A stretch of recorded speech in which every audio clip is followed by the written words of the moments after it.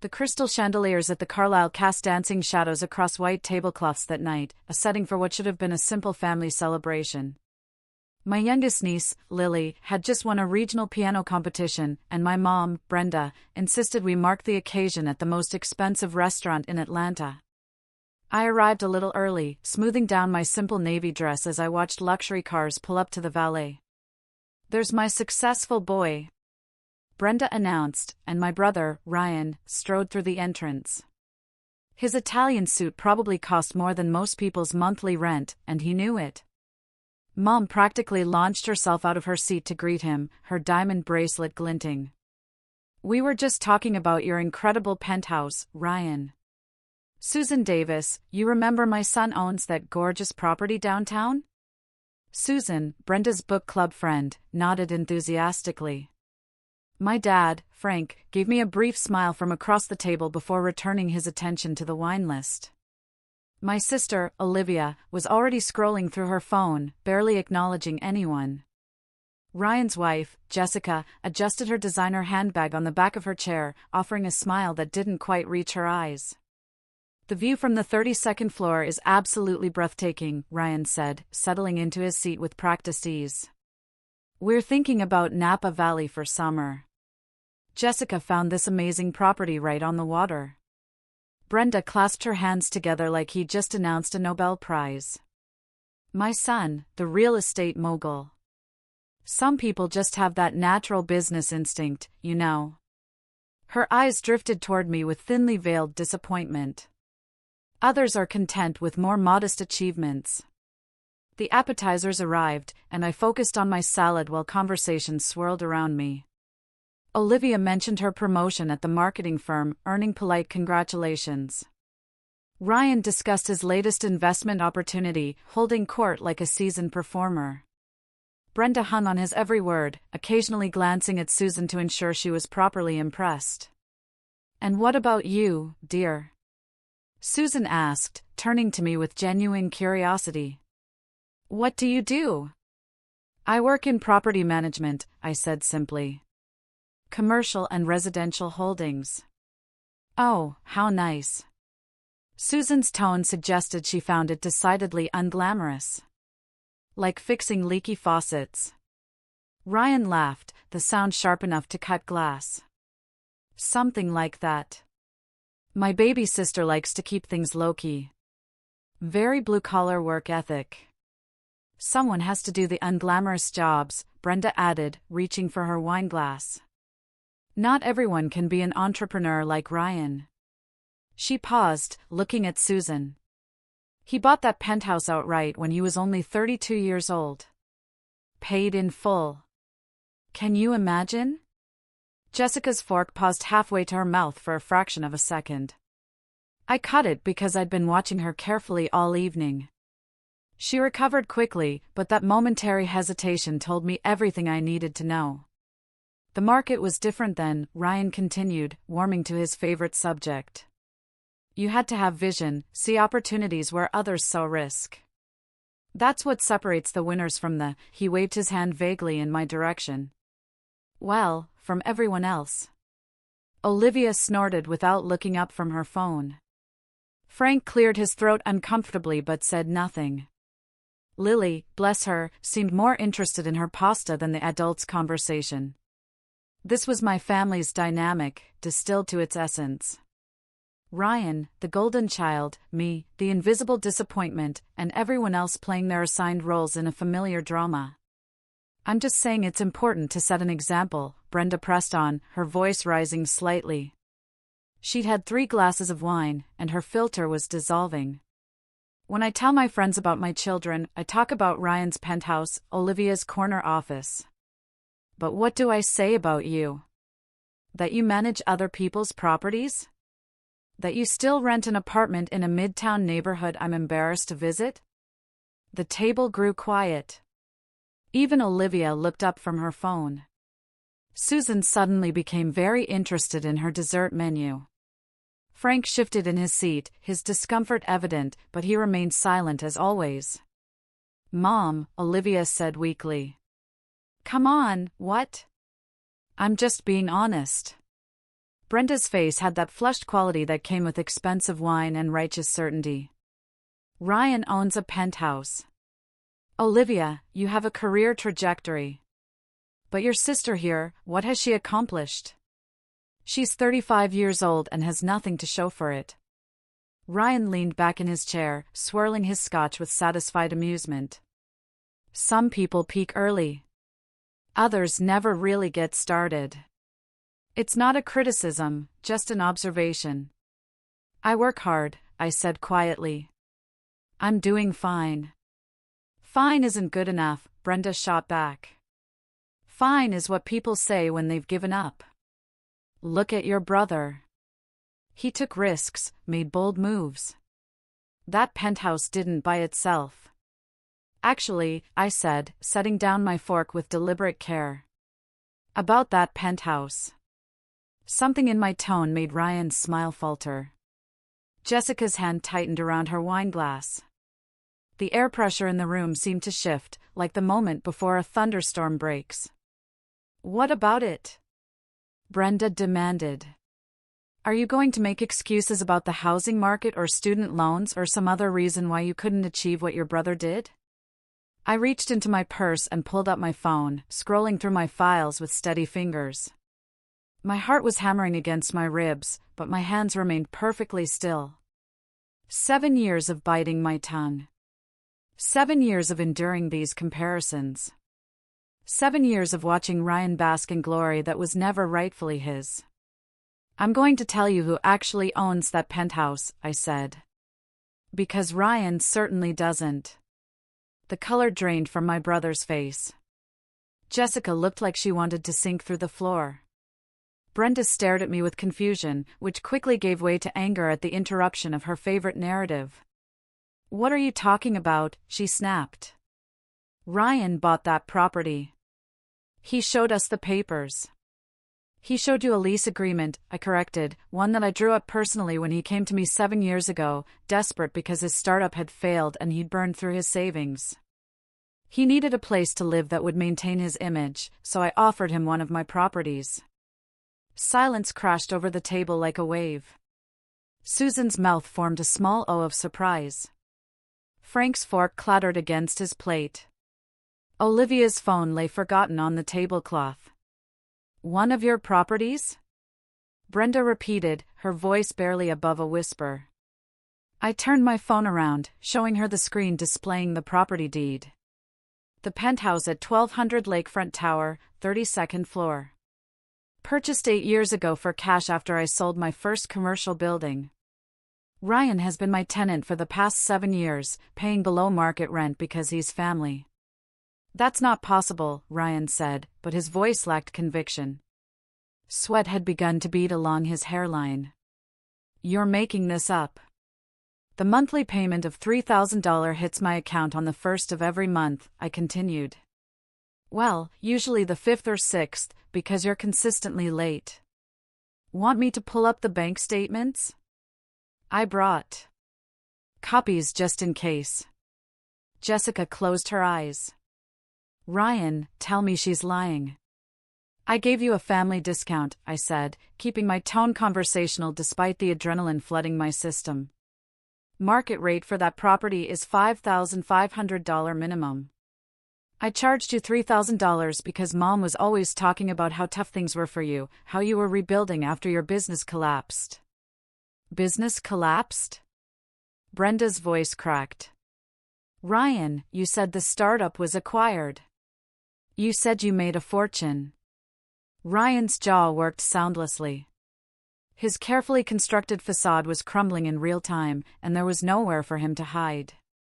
The other diners had started to notice our table, drawn by the tension crackling through the air. It gets better, I said, surprised by how calm I felt. That building you've been bragging about investing in downtown, the one with the restaurant on the ground floor. I own that, too. You invested exactly nothing. I hired you as a building manager last year because Jessica called me crying about your credit card debt. Oh my God, Olivia breathed. Are you serious right now? Completely serious. I pulled up another document on my phone. I own 7 properties in this city. 3 commercial buildings, 4 residential. My company, which you probably never bothered to Google, manages a portfolio worth approximately $43 million. The property management work I do. I'm the CEO. Susan had given up any pretense of eating. She was staring at me like I'd sprouted wings. Brenda's face had gone from flushed to pale, her hand trembling as she reached for her water glass. But you never said anything, Frank spoke for the first time, his voice filled with wonder. All these years, you let us think, what was I supposed to say? I asked, looking directly at him. Every time I tried to talk about my work, Mom changed the subject to Ryan's accomplishments. Every family gathering became a showcase for his success, while mine was dismissed as modest or unglamorous. You were fixing toilets, Ryan said desperately, grasping at his last shred of dignity. You told us you did maintenance work.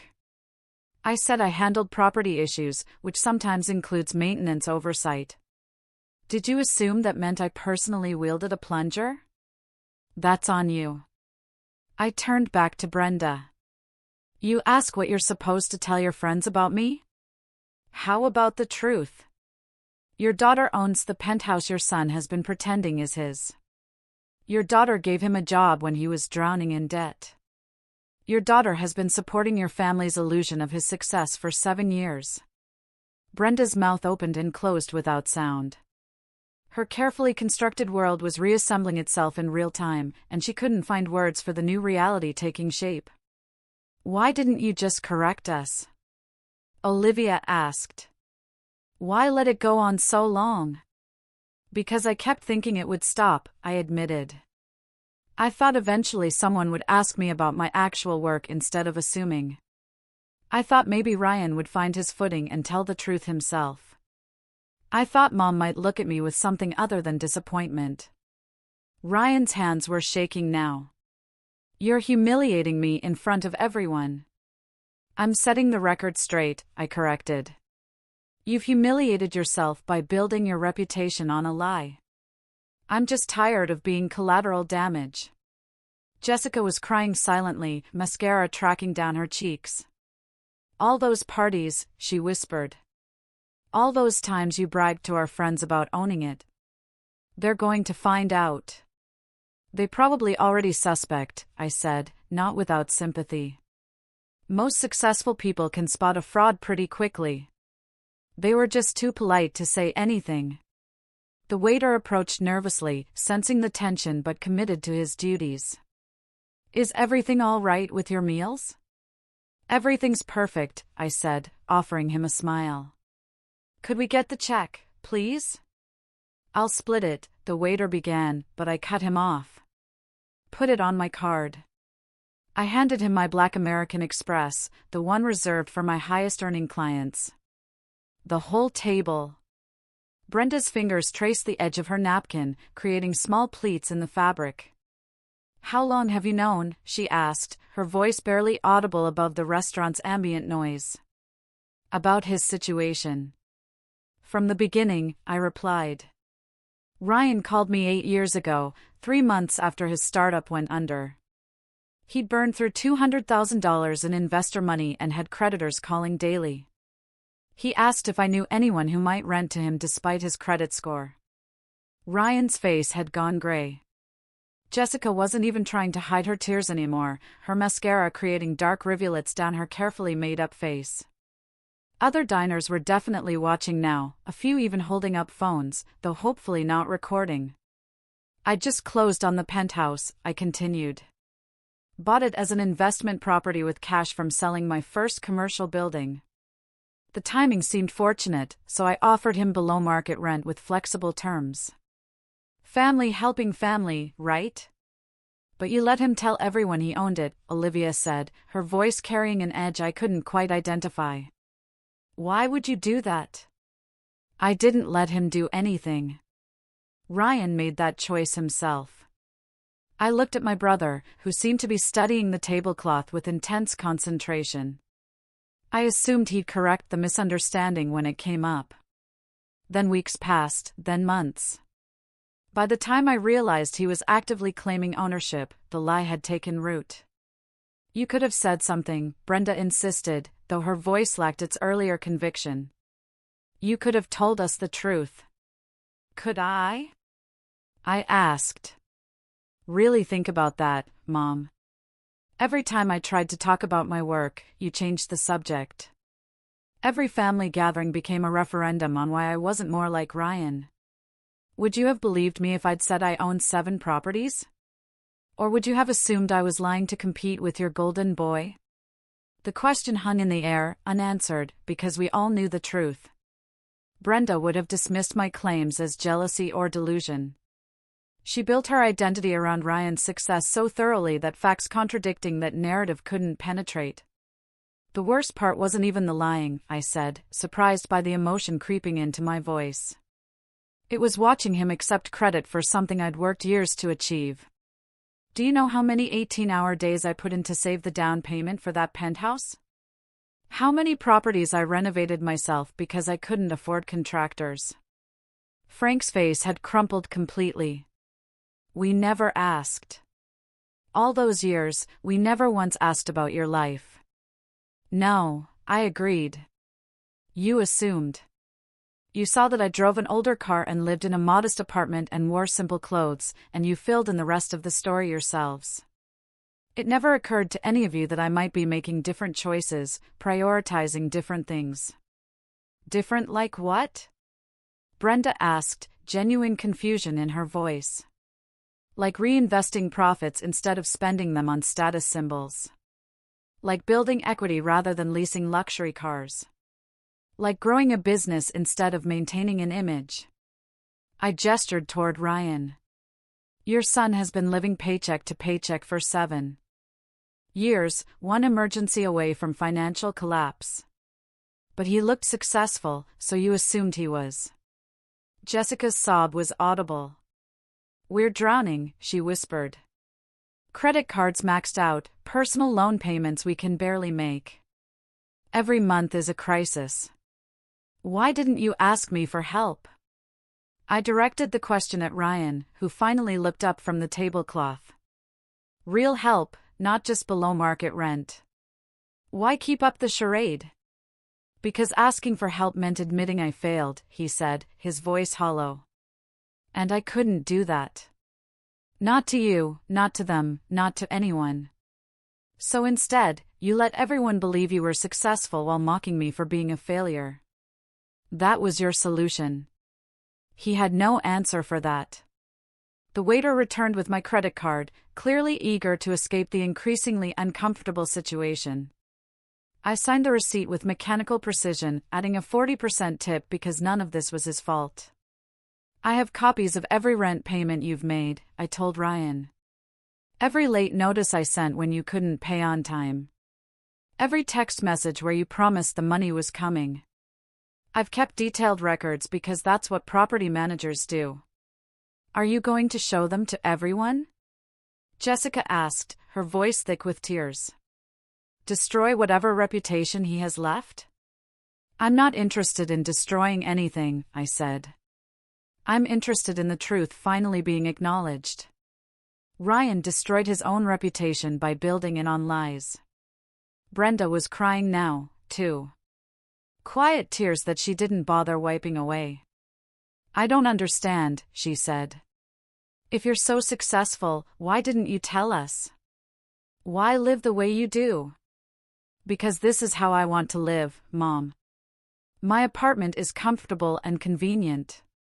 My car is reliable and paid off. My clothes are professional without being ostentatious. I don't need marble countertops or designer labels to feel good about myself. But people judge, she protested weakly. People see those things and make assumptions. Let them. I stood, gathering my purse and coat. I'm done caring what people assume about me. I know what I built, and that's enough. Olivia stood too, her phone clutched in her hand. Can I come with you? I think I need some air. We left together, walking out of the Carlisle into the cool Atlanta night. Behind us, the table sat in stunned silence, the wreckage of 7 years of lies finally visible in the crystal chandelier light.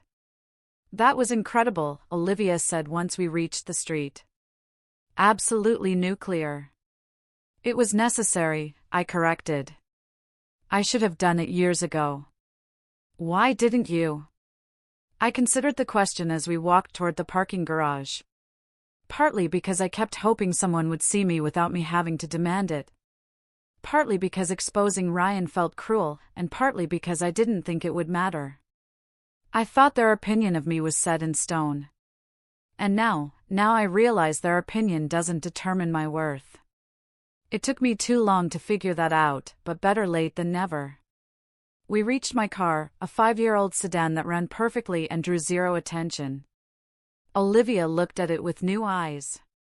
"You could afford literally any car on the market," she said. "Why drive this?" "Because it gets me where I need to go, and I'd rather invest the money I'd spend on a luxury car into my business. That's how compound growth works." I unlocked the door. "Besides, I like this car. It's comfortable." "I've been so jealous of Ryan," Olivia admitted.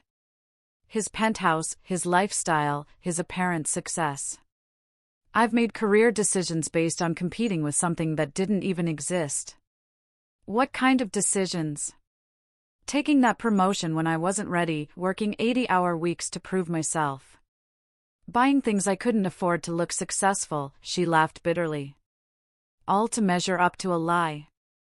"Maybe now you can make decisions based on what you actually want," I suggested. "Instead of what you think you should want." She nodded slowly, processing this. "Do you think Mom will ever see clearly? Actually understand what she's done?" "I don't know. Maybe people can change, but they have to want to." I paused before getting in the car. "Do you want to grab coffee sometime? Actually talk, without the family drama." "I'd like that," Olivia said, and she sounded like she meant it. "I'd really like that." Ryan flinched like I'd struck him. Brenda stared at the black card as if she'd never seen one before. Susan excused herself, suddenly remembering an urgent appointment. The pretense had shattered completely, and no one seemed to know how to proceed. "The penthouse," Brenda finally managed. "You really own it?" "I really own it." I pulled up the property management app on my phone, showing her the listing along with 6 others. "Would you like to see my portfolio? I have virtual tours available." Frank reached across the table, his hand covering mine. His eyes were wet. "I'm so sorry," he said softly. "We should have asked. We should have listened." "Yes," I agreed. "You should have." The waiter returned with my card and the receipt. I added a generous tip and signed with a flourish. Around us, the Carlisle had returned to its usual gentile murmur, though I caught several glances directed our way. Tomorrow, this story would circulate through Brenda's social circles. The truth would spread faster than the lies ever did. "What happens now?" Ryan asked, his voice hollow. "Are you going to evict me? Ruin me?" I considered him for a long moment. My brother had spent 7 years accepting my charity while mocking my work. He had built his entire identity on property I owned. He had never once thanked me or acknowledged what I'd done for him. "Your lease is up for renewal in 3 months," I said. "We'll discuss terms then. Market rate, standard contract. If you can afford it, you're welcome to stay. If not, I'll give you 60 days to find something else." "Market rate?" Jessica's voice pitched higher. "We can't afford that. We've been barely managing as it is." "Then I suggest you both start looking for jobs that match your actual qualifications," I said. "Ryan, you can keep the building manager position if you want it, but I'll expect actual work for your salary. No more coming in late and leaving early. No more expense reports for personal purchases." He nodded mutely. The fight had gone out of him completely, leaving behind someone who looked much younger and more lost than his 38 years. Brenda was still processing, her mind visibly working through years of conversations and comparisons. "All those times I criticized your apartment," she said faintly. "All those comments about your career." "Every single one," I confirmed. "I heard them all. But why live in that midtown neighborhood if you could afford better?" "Because I like that neighborhood. My apartment is comfortable, close to work, and I don't feel the need to impress anyone with my address, unlike some people." I glanced at Ryan. "I bought the penthouse as an investment, not a status symbol." Olivia had been quiet, her expression shifting from shock to something approaching respect. "How much are your properties worth?" "Actually worth?" "The current portfolio is valued at $43 million, but that fluctuates with the market. My company's annual revenue is about $7 million after expenses. I pay myself a salary of $250,000 plus. Bonuses depending on performance." Brenda made a choking sound. Frank's hand tightened on mine. Ryan stared at the tablecloth like it contained the secrets of the universe. "Jesus," Olivia breathed. "And we thought you were struggling." "You thought I was failing," I corrected. "There's a difference. Struggling implies effort. You all assumed I'd given up." The drive home felt surreal. My phone buzzed repeatedly with texts from Olivia, then Frank, then surprisingly Susan Davis. I ignored them all, letting the city lights blur past my window. The confrontation had been brewing for 7 years. And now that it had finally erupted, I felt hollowed out and strangely peaceful. My apartment was exactly as I'd left it that morning, modest by most standards, comfortable by mine. The furniture was practical rather than designer. My bookshelves held worn paperbacks instead of leather-bound sets purchased for display. This was who I actually was, stripped of pretense and performance. I walked through the space with fresh appreciation, seeing it through eyes unclouded by family judgment. The kitchen where I taught myself to cook after buying my first property. The desk where I drafted business plans late into the night, calculating risk and return until the numbers made sense. The worn armchair where I read industry reports and property analyses, building knowledge that translated into profit. This apartment had been my launching pad, my sanctuary, my proof that I didn't need luxury to build something substantial. Every piece of furniture told a story about who I'd become despite my family's dismissal. The coffee table from an estate sale, refinished by my own hands. The bookshelf assembled at 3 o'clock in the morning after closing on my second building. The rug purchased with my first 6-figure profit, a quiet celebration nobody else witnessed. The texts kept coming. Olivia wanted to meet for coffee. Frank asked if we could talk privately. Ryan sent a rambling apology that I deleted without reading. Brenda's message was the shortest, "Please call me." But there was another message, one I hadn't expected.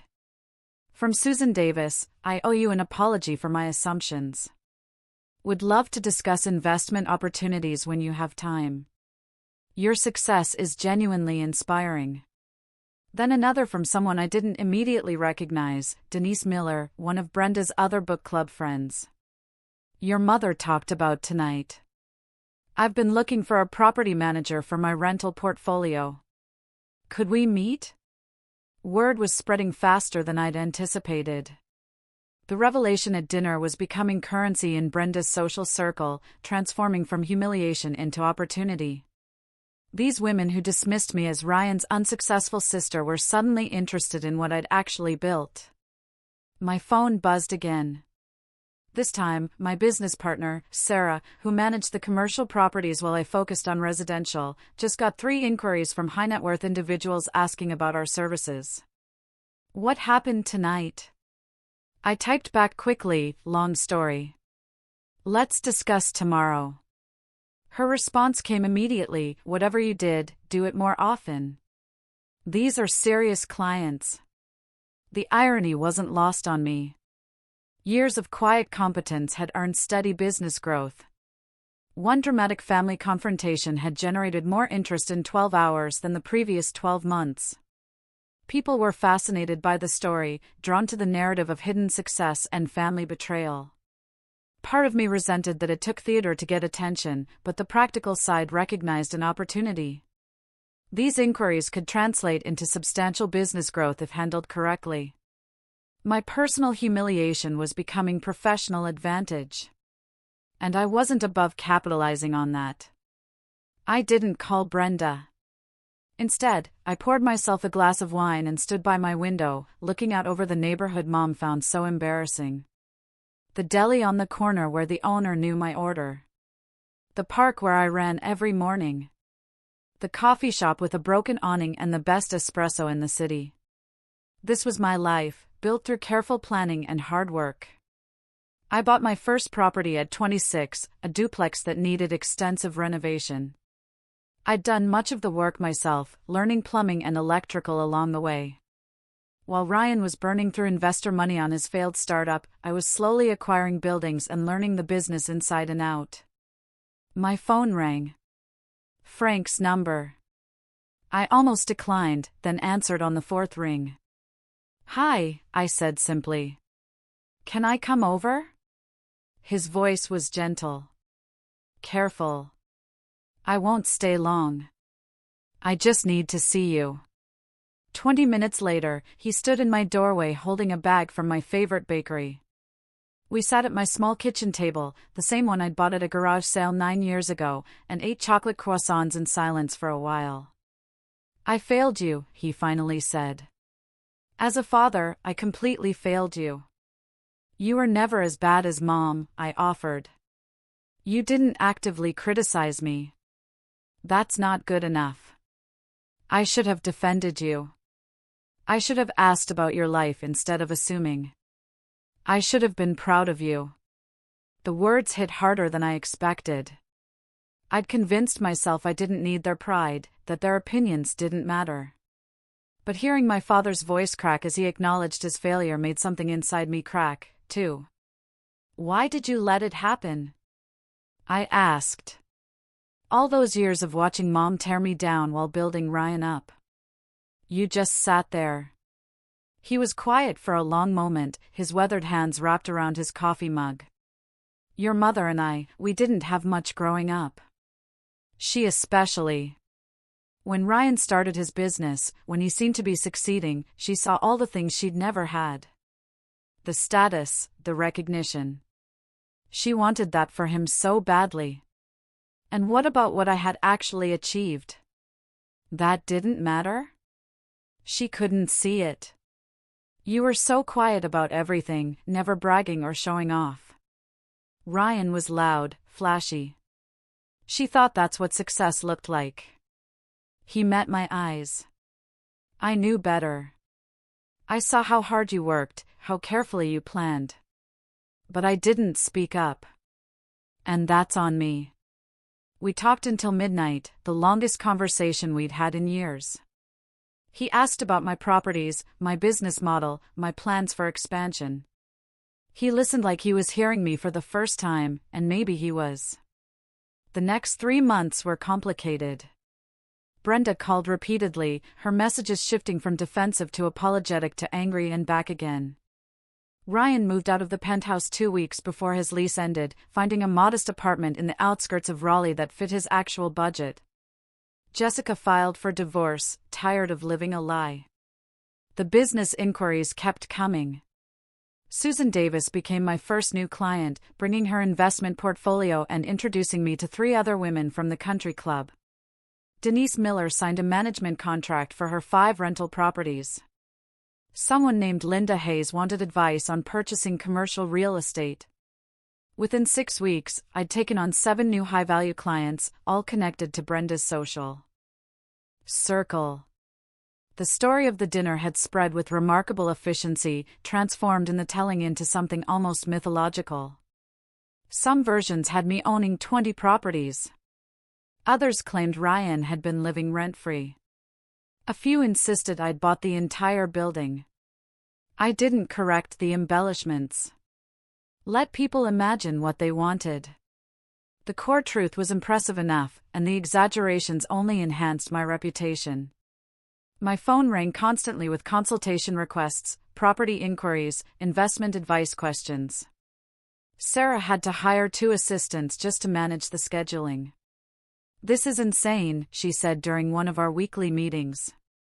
"We've grown more in 2 months than the previous 2 years combined." "Apparently, all I needed to do was air my family's dirty laundry in public," I replied dryly. "Should have done that years ago." She laughed, but her expression turned serious. "Are you okay, though?" "Really? That dinner couldn't have been easy." "It wasn't," I admitted, "but it needed to happen." I was suffocating under the weight of their assumptions, and Ryan was drowning in his lies. Something had to break. "Your mom still calling every other day?" "I've answered twice." Both conversations were difficult. "She wants absolution." "I'm not ready to give it." "What about your brother?" Radio silence. Since the initial apology text, I think he's processing the fact that his entire adult identity was built on borrowed property and family charity. I pulled up the property management app, checking on a maintenance issue at one of the commercial buildings. His lease ends in 2 weeks. Haven't heard if he's planning to negotiate for market rate or moving out. "Would you actually charge him full price?" "Absolutely." The family discount was contingent on honesty, which he violated for 7 years. "He can pay market rate like everyone else or find somewhere else to live." Sarah nodded approvingly. "Good. Boundaries matter, even with family. Especially with family." The truth of that statement became clearer as the weeks progressed. Frank reached out wanting to have lunch, just the 2 of us. Brenda sent a letter handwritten on expensive stationery asking for forgiveness and understanding. Olivia invited me to her apartment for dinner, insisting she wanted to know the real me instead of the version she constructed in her head. Ryan sent nothing. No calls, no texts, no attempts at reconciliation beyond that first deleted apology. The silence felt heavy, weighted with years of resentment and jealousy finally exposed. Part of me wanted to reach out, to offer some path toward rebuilding. The rest of me was tired of being the one who always extended grace while receiving none in return. "He's been asking Dad about you," Olivia told me over coffee one Saturday morning, trying to figure out if you're still angry. "I'm not angry," I said, and realized it was true. "I'm disappointed. Tired, sad about wasted time, but not angry anymore." "What would you do if he called?" "Listen, probably. See if he's actually ready to change or just looking for another handout." I stirred my latte, watching the foam swirl. "But he has to make the first move. I'm done chasing after people who don't value me." Olivia was quiet for a moment. "I valued you," she said finally. "I just didn't show it well. Too busy competing with Ryan's fake success to see your real achievements. You're showing it now. That matters." Our relationship had shifted significantly since the dinner. We met weekly now, sometimes for coffee, sometimes for lunch, occasionally for evening walks through Atlanta. She'd started asking my advice about her own investments, taking notes on compound interest and portfolio diversification. The dynamic felt healthier, more equal, based on mutual respect rather than family obligation. "Mom's planning a birthday lunch for Dad," Olivia said. "Small thing at their house. She wanted me to ask if you'd come." "Does she think I won't come if she asks directly?" "I think she's afraid you'll say no. And maybe she should be. You don't owe her anything after how she treated you." I considered this. 3 months had passed since the revelation. Long enough for initial shock to fade, but not long enough for real healing. Brenda had sent multiple apologies, but words were cheap. Ryan had apologized, too, and his words had meant nothing without changed behavior. "Tell her I'll think about it," I said. "That's the best I can offer right now." Olivia and I started having weekly lunches. She admitted she'd always been jealous of Ryan's supposed success, that comparing herself to him had driven many of her career decisions. Discovering the truth had been oddly liberating for her. The story spread through Brenda's social circle exactly as I'd anticipated. Susan Davis apparently couldn't help sharing the dramatic revelation, and within weeks, everyone knew the truth. Some of Brenda's friends reached out to me, curious about real estate investment. Others simply enjoyed watching her carefully constructed narrative collapse. Brenda herself took the longest to come around. She showed up at my office unannounced one afternoon, looking smaller, somehow diminished. My secretary tried to turn her away, but I waved her through. "Your office is beautiful," she said, taking in the space with wide eyes. Floor-to-ceiling windows overlooking the harbor, modern art that I'd actually chosen myself, not hired a decorator to select. Photos from my properties lining one wall. "Thank you." I didn't offer her a seat, waiting to see what she'd come to say. "I've been talking to my therapist," she began, "about why I couldn't see what was right in front of me. About why I needed Ryan to be successful so badly that I invented a version of him that didn't exist." "And what did your therapist say?" "That I was trying to rewrite my own story through my children? That I measured worth in all the wrong ways?" She twisted her purse strap between her fingers. "I don't expect you to forgive me. What I did was cruel, but I need you to know that I'm working on it, on seeing things clearly instead of how I wish they were." I studied her face, looking for signs of manipulation or performance. All I saw was exhaustion and genuine remorse. "It's going to take time," I said finally. "You spent years making me feel worthless. That doesn't get fixed with one conversation." "I know," she nodded, tears spilling over. "But I'm hoping you'll give me the chance to try to actually know my daughter instead of the version I made up in my head." We started slowly, coffee once a month, brief and structured. She asked about my work and actually listened to the answers. She stopped comparing me to Ryan, stopped measuring my worth against arbitrary standards. It wasn't perfect, but it was progress. Ryan struggled more than anyone. The building manager job I'd offered him lasted 3 months before I had to let him go for repeated incompetence. His divorce finalized quickly once Jessica's lawyer discovered the true state of their finances. He moved back in with Brenda and Frank for a while, trying to figure out what to do with himself. I saw him occasionally at family events, which became smaller and less frequent. He couldn't quite meet my eyes, carrying his shame like a visible weight. I didn't feel triumphant about his fall. Mostly, I felt tired and sad about all the wasted years. The penthouse found a new tenant within a week of listing it, a tech executive willing to pay top dollar for the location. I used the increased revenue to purchase another commercial property downtown. My portfolio grew steadily, built on actual achievement rather than borrowed glory. Susan Davis became one of my regular clients. Surprisingly enough, she referred several of her wealthy friends, and my business expanded into property consultation and investment advising. The work I'd been doing quietly for years suddenly had an audience, and I discovered I was actually quite good at teaching others about real estate. A year after the dinner at the Carlyle, Frank invited me to lunch, just the two of us at a small Italian place I'd mentioned liking.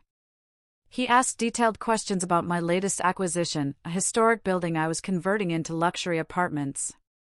He took notes, genuinely interested. "I'm proud of you," he said as we finished our meal. I should have said that years ago, but I'm saying it now. What you've built, the person you've become, I'm incredibly proud. The word settled into a hollow place I hadn't realized was still empty. "Thank you," I managed. "That means a lot." Ryan asked if I thought you'd help him, he added carefully. He's been taking some business courses, trying to figure out a legitimate career path. He wondered if he might offer advice, maybe a reference. I considered this. My brother, humbled and trying to rebuild. Part of me wanted to refuse, to let him struggle as I had struggled. But that wasn't who I wanted to be. "Tell him to call me," I said. I'm not giving him another handout, but if he's serious about learning, I'm willing to talk. Frank's relief was visible. You're a better person than I would be. I'm practical, I corrected. Holding grudges is expensive. Forgiveness is free. Ryan did call eventually. We met for coffee at a neutral location. Both of us uncertain how to begin. He looked different without the expensive suits and practiced confidence. Younger, more vulnerable. I'm sorry, he said immediately. For everything. For taking advantage of your generosity, for mocking your work, for letting you take the blame for my failures. Why did you do it? I asked. Why lie? Instead of just asking for help? He stared into his coffee cup. Because admitting I failed felt impossible. Everyone expected me to be successful. When the startup collapsed, I couldn't face telling anyone the truth. And then you offered me the penthouse. And it was so easy to just let everyone believe I bought it.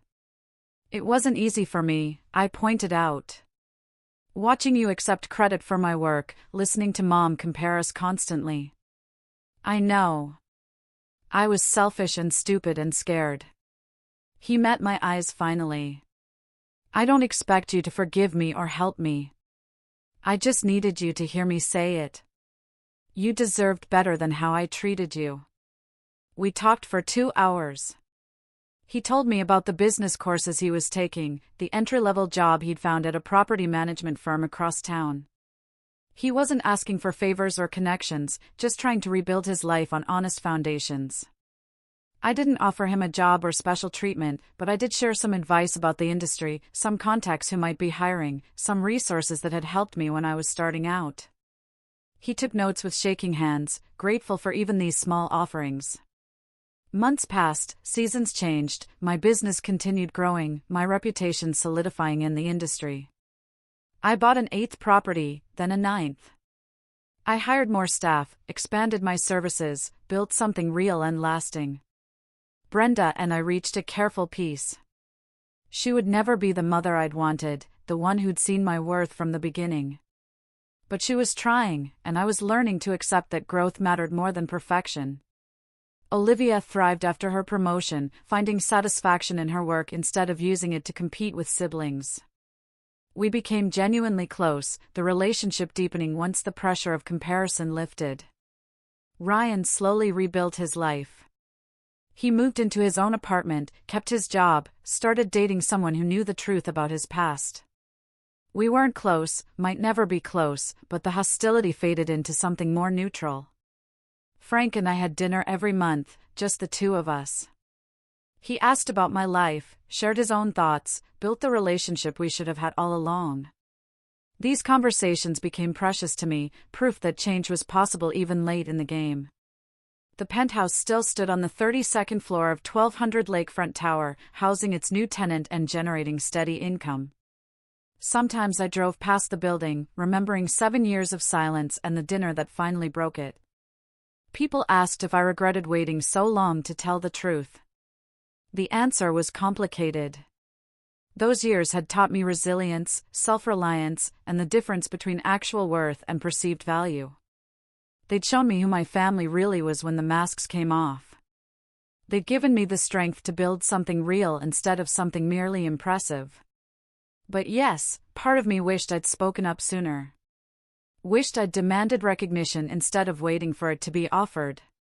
Wished I'd valued myself enough to reject my family's narrative before it calcified into years of assumed truth. The story didn't end with a revelation at the Carlisle. Real life wasn't that neat, but it marked a turning point. A moment when I stopped accepting other people's definitions of my worth and started enforcing my own. My business cards still read the same: property management, commercial and residential holdings. But now, when people ask what I do, I tell them the whole truth. I own the buildings, run the company, make the decisions. I built something substantial from nothing. And I wasn't going to minimize that for anyone's comfort ever again. The penthouse incident became a story I tell occasionally, usually to other women in business who understood the particular challenge of being underestimated.